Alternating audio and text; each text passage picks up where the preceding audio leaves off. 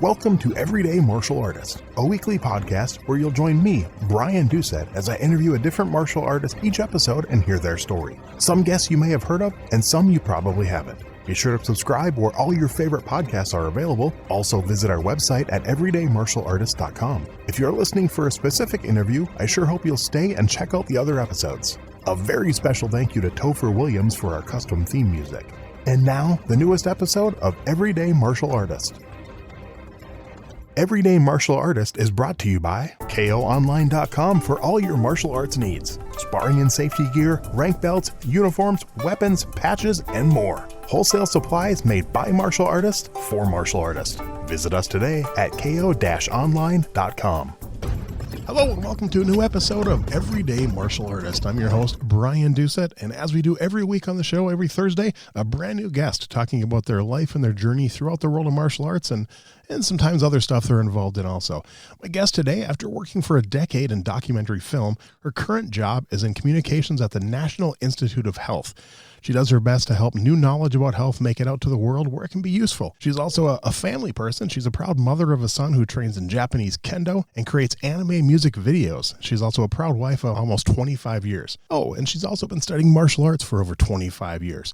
Please welcome my guest today, Miss Dana Sheets. How are you doing today, Dana? I'm doing good, Brian. Thanks for having me. Good. I'm glad we were able to do this. I know I actually tracked down Dana through a website focusing on women in the martial arts and thought it sounded like an interesting guest, and I'm glad we're able to do it. So what we do with all my guests, we go back to the beginning. I want to know what first piqued your interest or where that first sparked from, that first, what made you want to first study martial arts? Sure. It's funny because, growing up, there weren't a whole lot of women martial artists in movies or on film, right? Exactly. It wasn't a big thing in the 70s and 80s. And though I will say that as a kid, Hong Kong cinema was always on the TV on Sunday afternoons. And what used to surprise me about it is that, it was mostly men. But every now and then a fight would break out in a house. And for some reason, Mom and Grandma always knew martial arts. And they would suddenly bust out in fighting moves in the middle of these movies with no context, no explanation. It was just as if in Hong Kong, all women did martial arts magically. Of course. Somehow.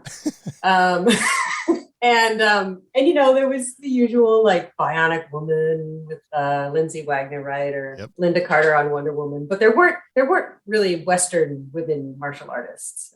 Maybe if you stretch it a bit, Erin Gray in Buck Rogers, but she wasn't very good at it, right? She did the role well, but the fight choreography was lacking. Yep. And so, when my brother went off to college, he actually, he started training Matsubayashi Shorin-ryu. And so Chad Sheets he's now a 7th Dan. He continued with it. And so I thought, well, maybe when I go to college, I'll train martial arts, because my dad had been a Marine. And of course, he was all interested in teaching me escape moves, right? Get out of this wrist grab, get out of this bear hug. I think he was trying to, protect me from the world in some small way. And so I did it when I went to college. 1991, I joined the Ball State Judo Club.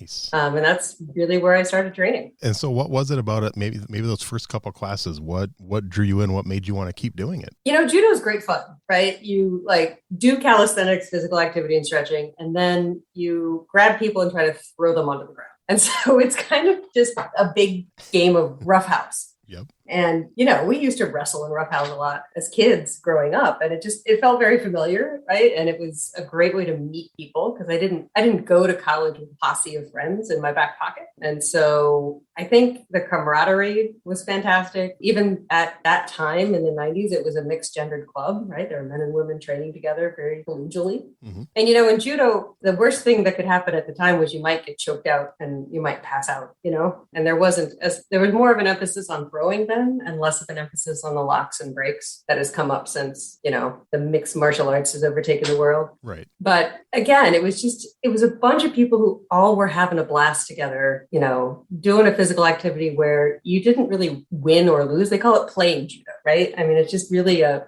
let's all just try to get better kind of mentality. And I enjoyed it a lot. What do you remember about your first instructor? My first instructor, unfortunately, don't remember his name, but he told us he was the son of the Korean Olympic judo team. So he told us stories of how, when they were training judo in Korea, they would have to do break falls off of a 6-foot step ladder, Wow. Luckily, right.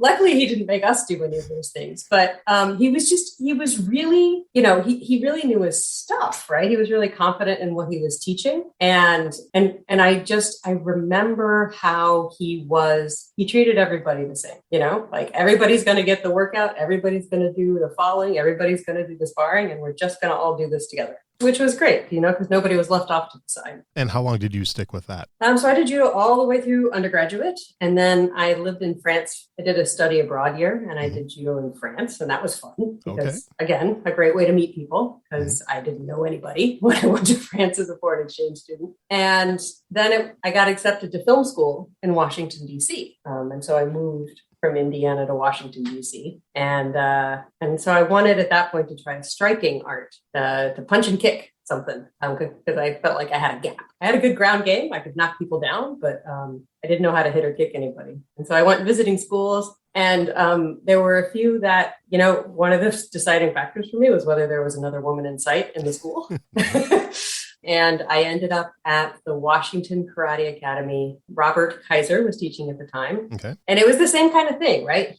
There were men and women on the floor. Everybody got treated the same. And it wasn't, let's see who can break somebody else faster kind of game. It was really that kind of same collegial, hard training. Don't get me wrong, hard training, but collegial and positive, Okay. I definitely want to get into the karate school, but I want to back up just a little bit. First of all, what rank did you get to in judo? And did you notice any major differences training in France versus in the US other than the language, obviously? Yeah. So this is the funny thing. I had such an enjoyable time training judo that in those 5 years, I never tested for rank. Really? Really. Wow. And part of it was that at the time you had to join 2 associations and pay 2 annual dues to test. Okay. So I would have had to have joined the U.S. Judo Association and some international judo association. Yep. And I was paying for college myself. Broke college student. Yep. And so I'm like, no, I'm good. I don't need to test. I'm happy training. Okay. And they're like, but you could test. I'm like, yeah, okay. And so I just really never bothered. And that it was not required. Like I didn't have to test to keep training. It was a club. It was just for fun. And then the biggest difference when I got to France was a lot of them had done judo since they were kids. There's much more of a judo culture in France at the time than there was in central Indiana. And so they were just some of them were just so much better. I was like, ooh, maybe it's good I still have a white belt because they don't expect much from me. So then back up to DC. First of all, what style of karate was that at the school you joined? Yeah, so it's Uechi-ryu karate, and that is an Okinawan karate style, and it's mostly a stand-up style of hitting and kicking. There's takedowns and throws, and it's a funny little system, right? It came over from China with like 3 empty-handed kata, one of them being the well-known Samshin kata for Okinawan karate, and that's it. It was 3 kata and body conditioning and fighting. That was the whole system. No weapons. No one-step sparring drills, nothing. And then in the 60s, so that they could be recognized by Japan to be an actual system, they added like 5 katas and these one-step sparring drills and kata interpretation things. But it wasn't originally part of the system. It was just kind of fascinating. And what drew me to it was I could see the grappling, right? With my judo eyes, I looked at this punching and kicking system and I'm like, oh yeah, punch, punch, kick, throw down. Or this is where you sweep them. Or this is where, they would fall. And so to me, it was very complementary to what I'd already been training. So I was pretty excited by that. Okay. And did you test for rank at that school? Actually. So I am still at the Washington Karate Academy here these many years later. So I started there in 96. Okay. And I've been there now for almost going on 25 years. And at the moment I hold the 6th degree black belt rank. So do you remember your very first test at that school? Oh my goodness. Yes.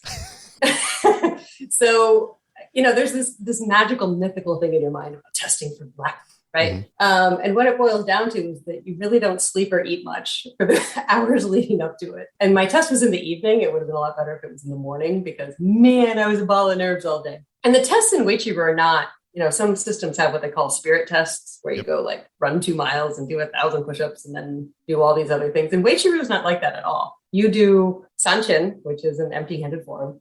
Then you do your highest empty-handed form. You do a little conditioning. You do a partner set. You answer some history questions. You fight, and you're done. So there's a little more pressure on each element, right? Because there's not very many of them. And if you get any of them wrong, then it's almost like 20% of the test, So yeah, it was, I mean, we were in the dojo. There were other people testing for first, second, and I think third degree black belt that day. And what was funny about it was my teacher was a very collegial, supportive, positive guy, right? Still is. But that day, he didn't smile. He didn't smile at anybody. In fact, he had a grumpy cat face on. Like, he looked grumpy. And we're like, do something wrong? Doing it wrong? And years later, he's like, well, when you test, you need to stand on your own. You don't need to look at me for support that day. So I'm not supportive then. Nice. So that you can realize that your performance that day is your own. Would have been good to know that beforehand. No, right? Now he's I will say he's maybe loosened up a little bit since, but he's still, that day I was certain that I was just like, I don't know, did I like do a gaffe? Did I make a social faux pas? He's just grumpy. Nice.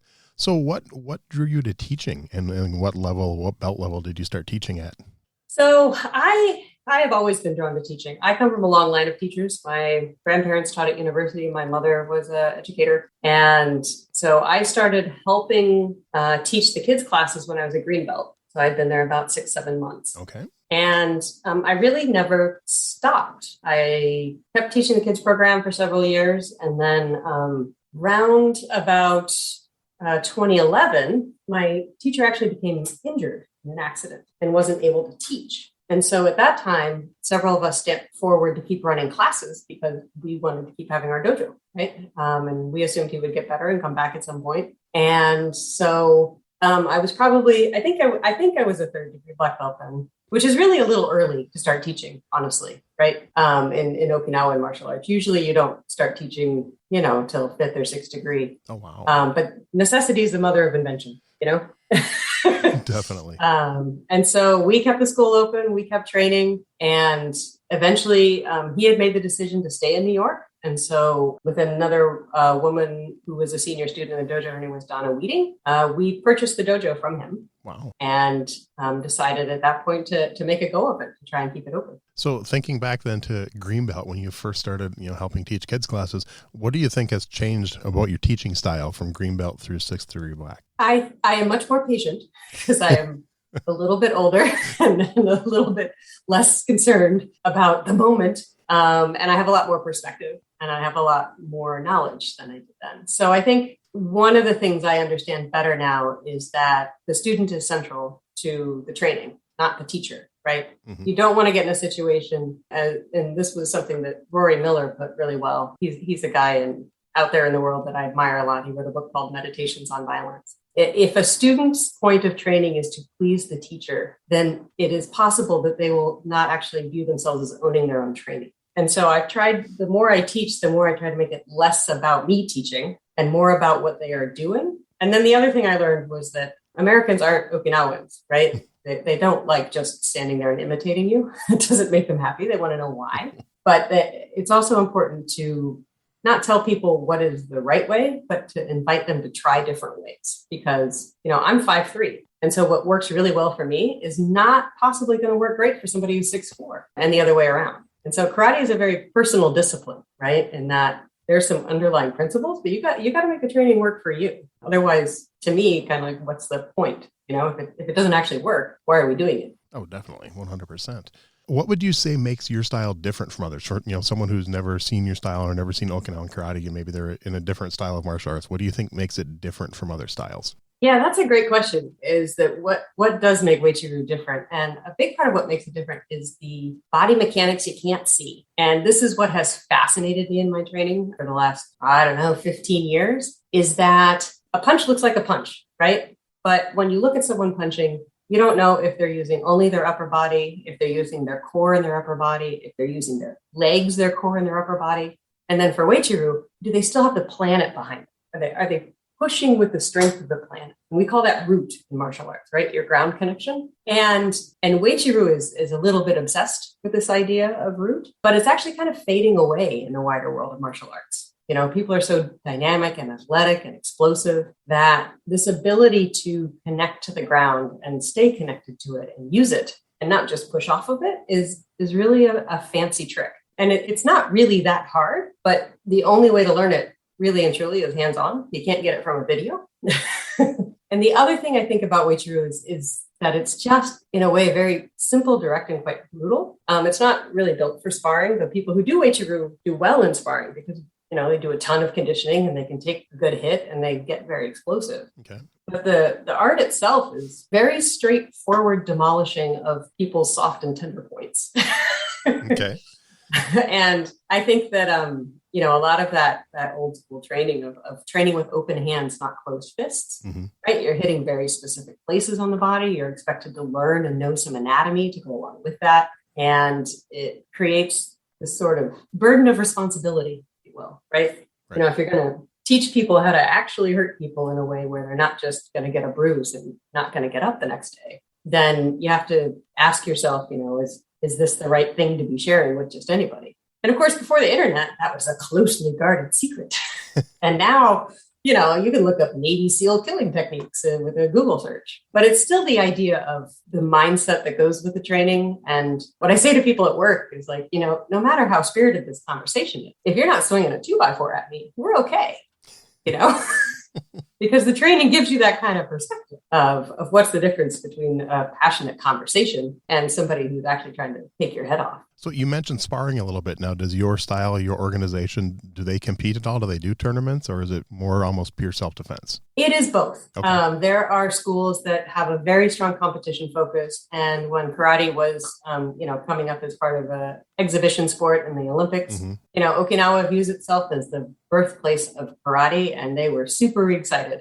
And they had people on the national team, right? They had people compete and get medals. Nice. And there's a lot of schools that have a heavy arm to that, to competitive sparring. Our school never did. My teacher never really had that focus. He said, you're welcome to go to tournaments. It's just not my main focus. I won't prevent you, and I'll teach you what I know that are good. Because he had done tournaments back in the day, back when they were more full contact. Right. Before there was much safety to them. But we, at our school, we train to train. And the training and the discipline is the ultimate reason, more so than the self-defense or the competition. And so I've done a couple of tournaments. It was okay, but it's not what makes me want to go back to the dojo and train some more. It's not how I did in competition, but more how I did against myself. And that's perfect. I mean, I'm the same way. I've done one tournament in my life. I'm not a fan of it. It's, I have no problem training other people for them. It's just never, and I have nothing against competition. I've done other competitive sports and stuff. It's just for martial arts. It's just not my interest.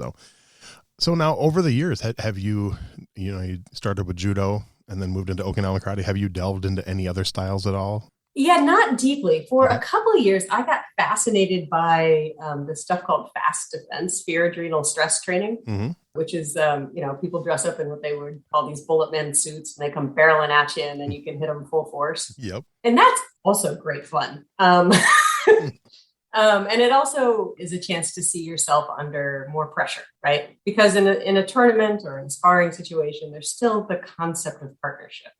Right. But in the bullet man training, it wasn't really partnership. It was more, you can just see if you can knock their block off, and you can really let loose, and they encourage you to go absolutely full power with full intent, because their heads are kind of locked down in the suit and they supposedly can't get concussions. And they're not going to get a concussion from me. I'm 5'3", even on my best day. But that was really interesting, because what happens to you when you actually are in a full adrenaline dump and you're still trying to do all the things you think you know how to do? And my biggest takeaway from that is balance is shaky under full adrenaline. And so it was really interesting, because my system isn't that big on kicks. We have kicks. Most of the ones in kata are below the waist. And after having wandered around shaking with adrenaline in me, I kind of get it, that it's really impressive to me if people can pull off big high kicks under a big adrenaline dump, because it definitely felt risky to me after that training. I know my first experience with in-person experience with Okinawan karate, my core system is traditional Taekwondo. I've trained in a lot of other styles, and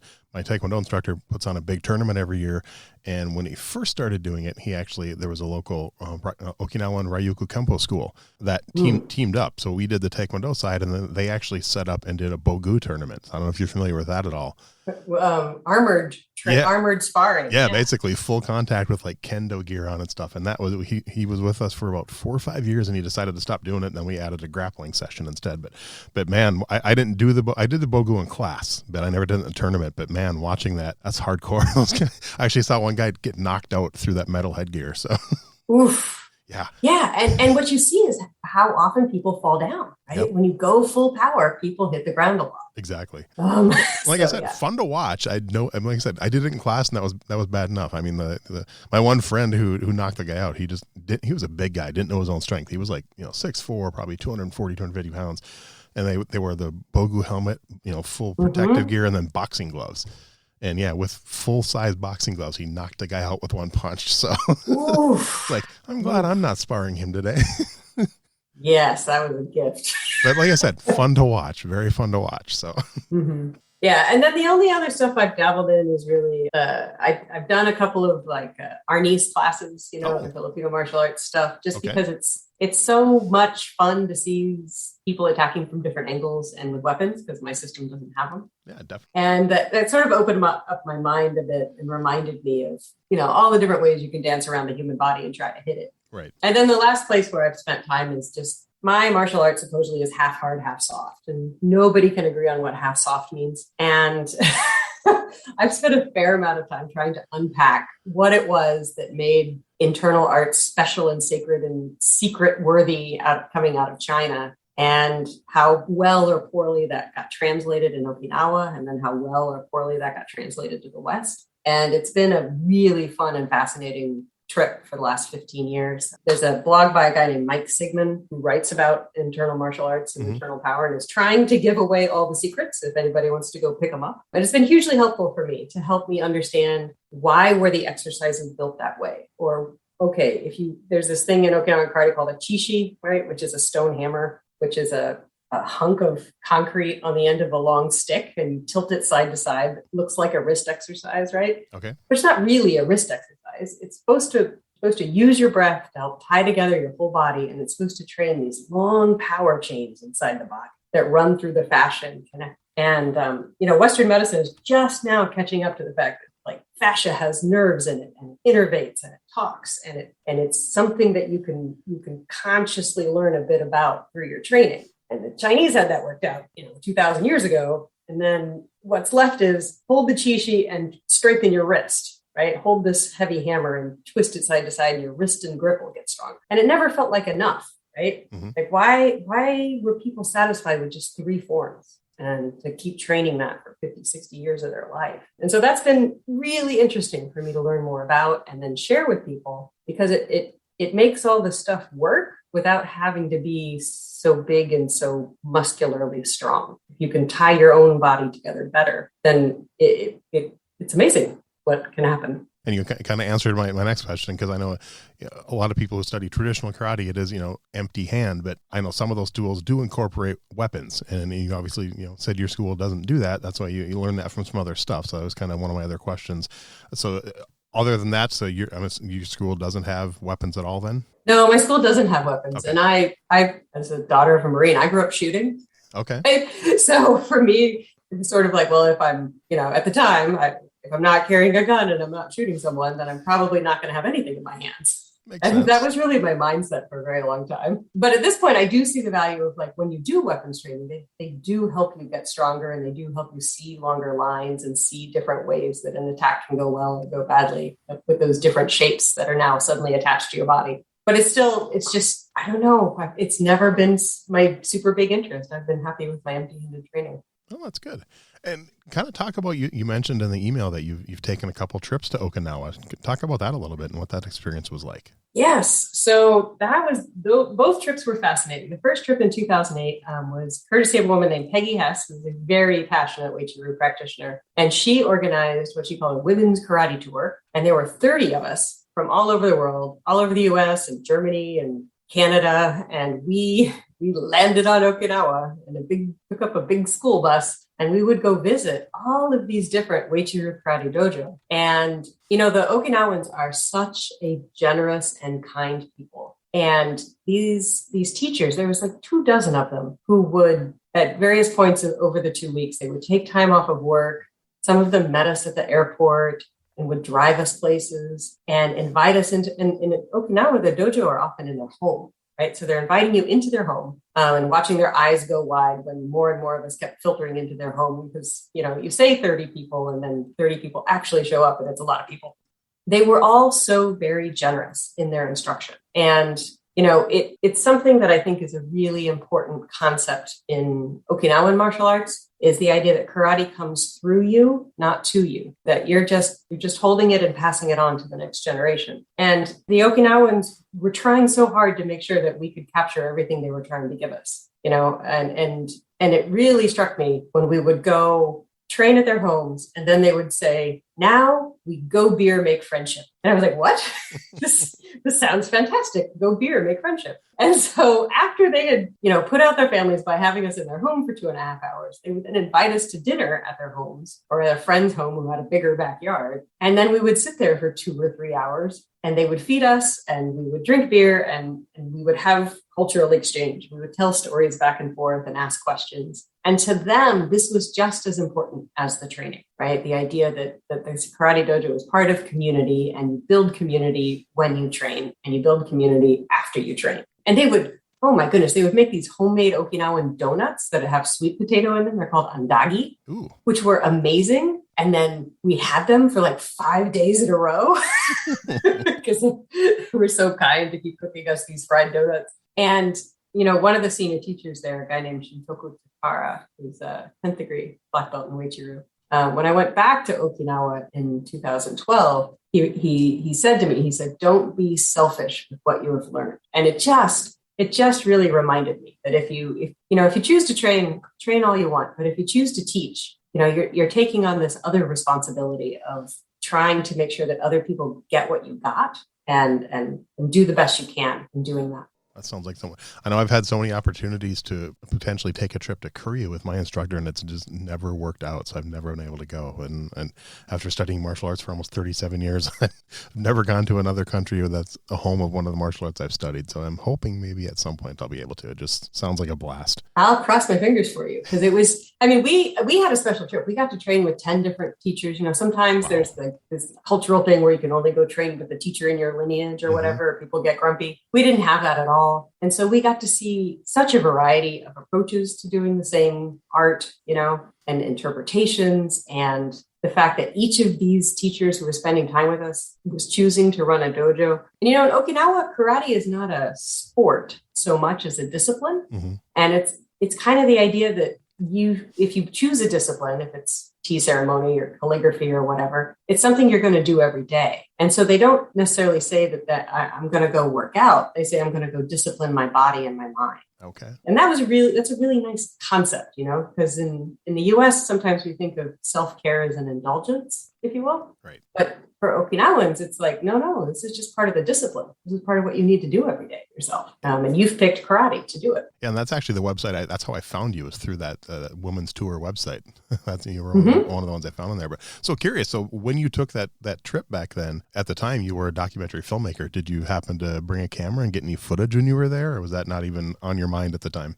I took stills, and at the time I had a digital camera, and now the quality is so low, they would probably only make good little avatars or something. Yeah, I kind of intentionally didn't, because I knew if I did that, I wouldn't really be on the trip. Okay. Makes sense. And there was a guy who came down from Tokyo who filmed for a couple of days, and I do have a DVD from that. Oh, cool. But for me, I do live by the admonishment that once you have a camera in your hand, you're changing what you're remembering and what you're seeing and doing. I didn't do it on purpose. Oh, that's a good way to look at it. So being a school owner, being an instructor, let's say someone approached you, a friend, family member, something that said, hey, I'm thinking of getting involved in martial arts, or I'm thinking of maybe putting my kids in martial arts. What are some tips and advice you'd give them, maybe things to look for in a school or instructor, and maybe some things to avoid?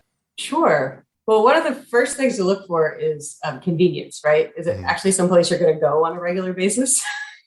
Because unless you're really passionate, if it's too far away and too much of a drive, you're not going to. And then the second thing I tell people to look for is just, how are people being treated? Are people being respectful of each other just because they're people? Karate is supposed to begin and end with respect. And I remember I walked into this one school once, and I was told that if I had a teacher of of the head instructor that I could ask them, and they would take my question to the head instructor and then bring me back the answer. And that to me is a big red flag, right? If they've gotten the idea that different rank equals different human value, then that's a dangerous premise. And I would stay away from a school like that myself, because we're all just people, and it doesn't matter what colored belt you have around your waist. You want to make sure that everybody's being treated in the same kind of respectful and safe manner. And then the last thing to look for is one of the things I look for are people is everybody putting on a knee brace, or are people wearing elbow braces? Are people walking around injured in training? Then you got to ask yourself, maybe I should find out, did they get hurt doing something else like skiing, or did they get hurt in dojo? That's one no one's ever mentioned before. That's a good one. See that for me though, that I'm the one who I'm putting on the knee brace, but my knee brace was from a kickball injury in high school 30 years ago. See, it's never karate, is it? I honestly, the most serious injury, I sprained my ankle one time in class. Otherwise, I broke a toe. That was it. That's everything else has been, back issues, but that's not just from martial arts. That's from being 47 years old and having we're not 19 anymore, Brian. What happened? Exactly. So curious, at your school, at the Washington Karate Academy, do you guys offer free trial lessons and stuff for people to come try it out? We do. We offer 2 free classes. We just started going back in person post-COVID here about a month ago. Cool. And so, people, you don't need a uniform or anything. Just come on by, show up, wear a mask right now. And then after a couple of classes, we can figure out if what we do is a match for what folks are looking for. Nice. I might actually try to convince my oldest son to come check it out, because he actually moved to Arlington a couple weeks ago. Okay. That's a whole nother story. But he got up to his 3rd degree junior black belt in traditional Taekwondo before he quit just because of other interests. And I've always wanted him to get back involved in martial arts. And I know he misses it, but he also has always had a crazy schedule. But I'm hoping if he gets out there and gets a normal 9-to-5 job, maybe he can get back into something like that. So who knows? I may send him your info. That'd be kind of cool. Please send him along. What my teacher used to say is that people don't move away from martial arts; they move towards something else. Yep, that is true. All 3 of my kids, they stopped at one point, and my daughter's trying to get back into it, hopefully. So now, being in mainly a traditional martial art for 30 years, what are your thoughts on MMA and the UFC, and are you a fan? So I like to watch UFC fights because I like to watch them for the same reason I like to watch the TV show Cops. I love to see what people do when they're under pressure. I love to see how they stress out. I love to see what choices or mistakes happen even in really well-trained people. Okay. Because it's a cautionary tale for me. And so I fight sport has been a part of human culture forever. And so I don't think that's ever going away. Right. I think that we are bigger and stronger and more fit than we have ever been in history. And so I think it's really, really more important than ever before that matchups are based on size and weight so that there's a chance for it to be competitive. Right. And so I think it's great, for women to choose to get into the sport. I think the risk for women is our necks aren't very strong compared to men. Right? There's not as much muscle there. And so there's a lot more risk of head and neck injury in doing the same kind of combative sports. And we just, I think if you go in with eyes wide open, that's your choice. But I really get concerned when there are matchups between different sized people. I don't really care about gender, right. But if you have a really big human and a much smaller human, the risk level of that is going to shoot up quickly. And so that I think it's all fine, right? As long as people know what they're in for and what they're doing it for. My concern is people throwing small children into full contact situation with elbow cranks and knee cranks and stuff like that. Because there's no reason to trash your joints at 10 and 12 years old. Yeah, I don't get that. That one surprises me. So I assume then you probably weren't a fan of the original few UFCs when there was no rules and no weight classes and stuff. The no weight classes, I think, is just silly, right? I don't even see how the attorneys signed off on that. I mean, back then I could see because they knew the bigger opponents literally had no ground game, so they had no shot for the most part. Right. It was a plan, but I mean, nowadays you couldn't get away with it. I mean, other countries I know still do it, but I know it's not allowed in the U.S. So right, and I have this one memory of this guy who walked into a UFC match. He was wearing one boxing glove because he was a boxer, but he wanted one hand that wasn't in a boxing glove. Yeah, that was what was his name? Jimmers. I can't remember. Yeah, he was like a pro boxer. And yeah, and Mhm. he wanted to wear one glove so his other hand could be free for like holding. I'm like, this is not going to go well. That was, I think, Right. it was either UFC 1 or 2, but Yeah. I remember that. Yeah. So I think the sport's matured in a lot of ways, but I Oh, think, again, fight sport is always just that. It's gonna be violent and it's gonna be risky. And so that's one of the reasons I think I stick with traditional training as it is there you go. traditionally a little safer. That is true. So if you had to pick one martial artist to put at the top of your list for someone you truly admire, whether it's someone you've actually met and trained with, or whether it's, like a celebrity martial artist, like a Bruce Lee type person, could you pick just one? Could I pick just one? And if you can, so most of my guests pick 2 or 3, but if you can pick one. Yeah, I mean, so one of the people that I admire most is a gentleman out of Kalamazoo, Michigan, named James Thompson. And he is a Wei Chi practitioner. I think he's a 10th degree black belt now. Oh, wow. And he was special forces in Vietnam. Okay. But what he has tried to do over many years is be the best transmitter of Wei Chi that he can be. Oh, and he trained directly under Kanai Wei Chi, who was the son of the guy who founded the system. Okay. And so he had direct experience in Okinawa. He speaks Japanese. He lived there for a few years while he was on base. And he is consistent of character. He is generous in what he does. He is absolutely lethal and devastating. When you stand across from someone that has probably killed a number of people, and they're telling you, I suggest you do it this way, maybe you should listen to them. Good idea. But yeah, so he is someone I admire also just because of coming up in the martial arts. There's a time and a place when people are welcoming and a time and a place when they aren't. And I think it's been a lesson for me of, train hard, put good training forward. And then sometimes that can help break down some of the social barriers that people might have in their heads of what might separate us that might not actually. That's a good answer. So in all your years of martial arts, is there a philosophy you've learned that is really important to you? You keep coming back to one that you like teaching your students?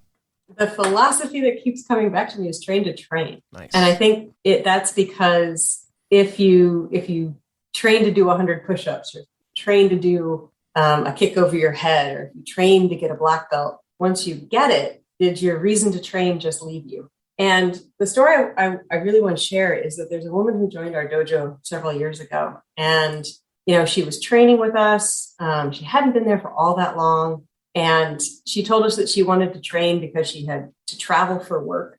And she was often by herself and wanted to learn self-defense. And then she stuck with it and she stood up there. She got her green belt, after about 6-7 months. And then she pulled me aside and let me know that one of the reasons that she had joined the dojo was because her husband had become abusive.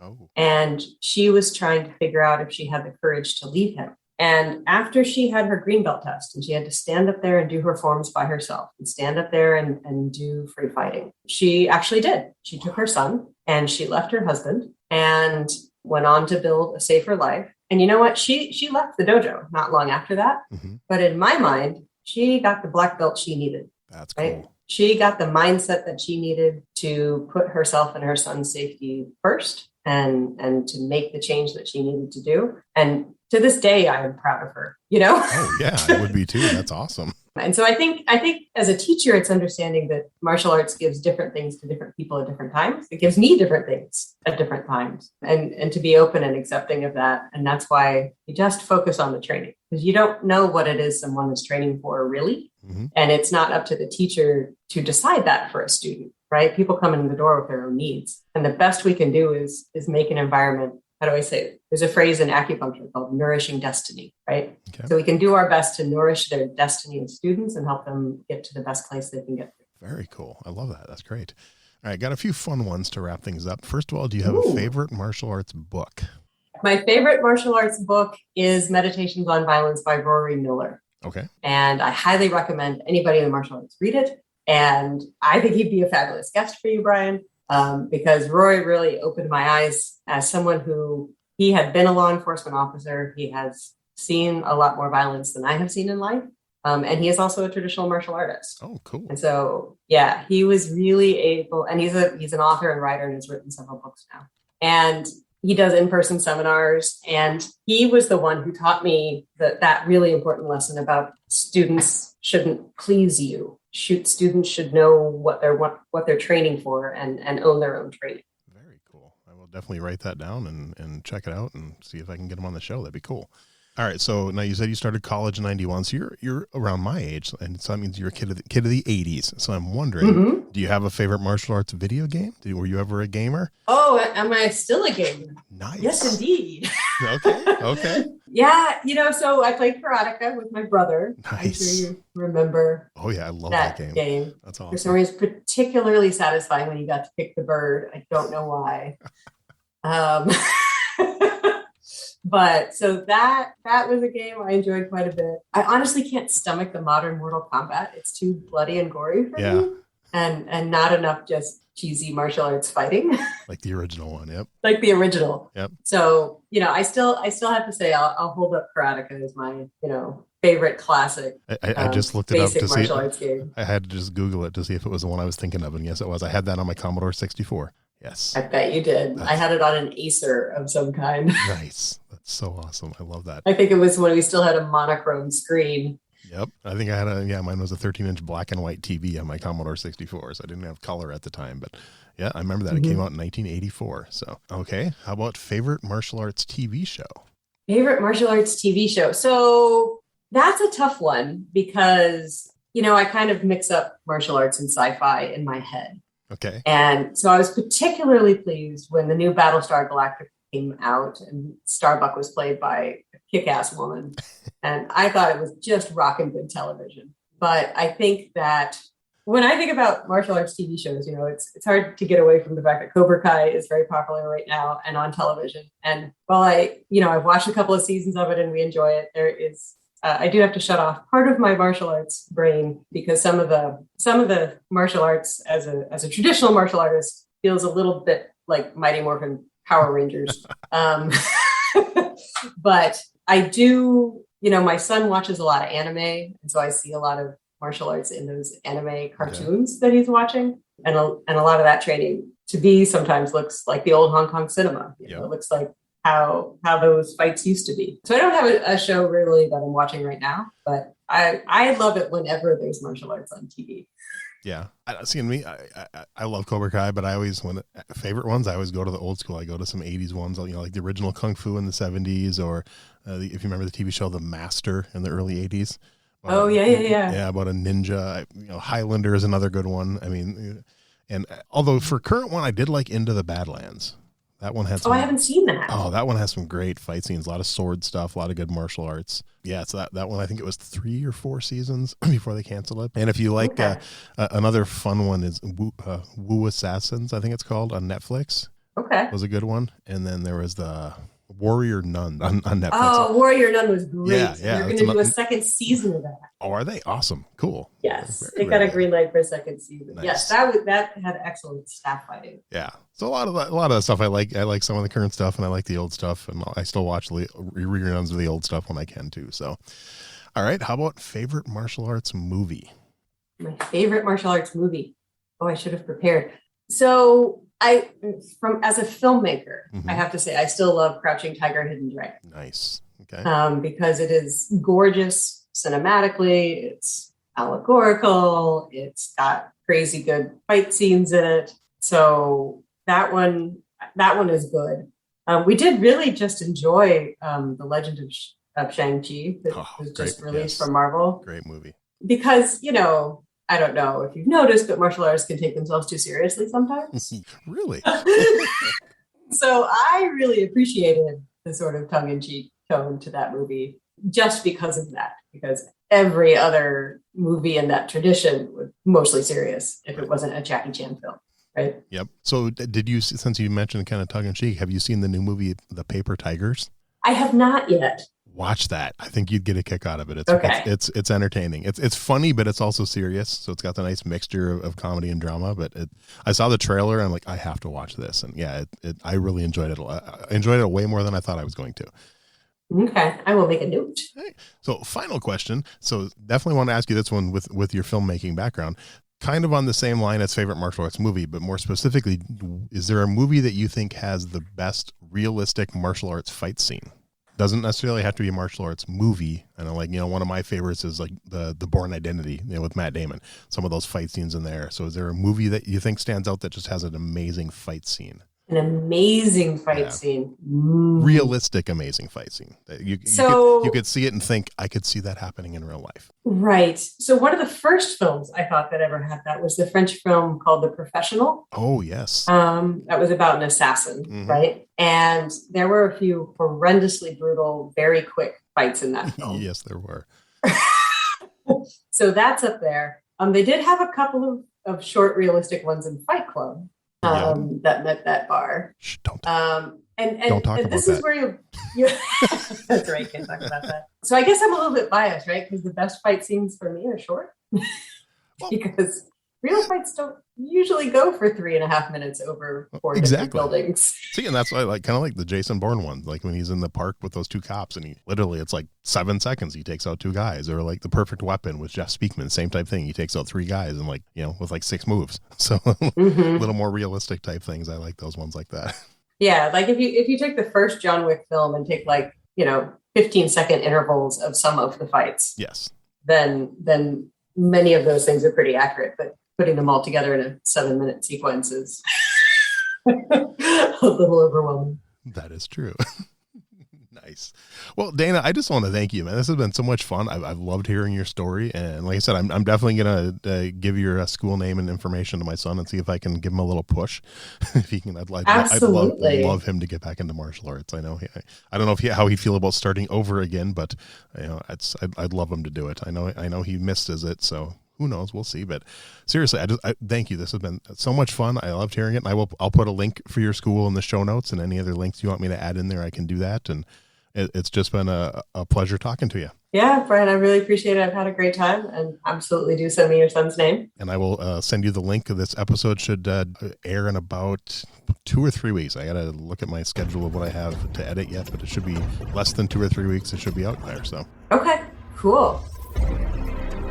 Thanks for listening to Everyday Martial Artist. We hope you will join us every week for a brand new episode with a different martial artist telling their story. If you enjoy the show, be sure to leave us a review. Also, be sure to check out our website at everydaymartialartist.com. There you can find all of our episodes and contact us to suggest guests and ask questions. Again, thanks for listening to Everyday Martial Artist, and we'll see you next week.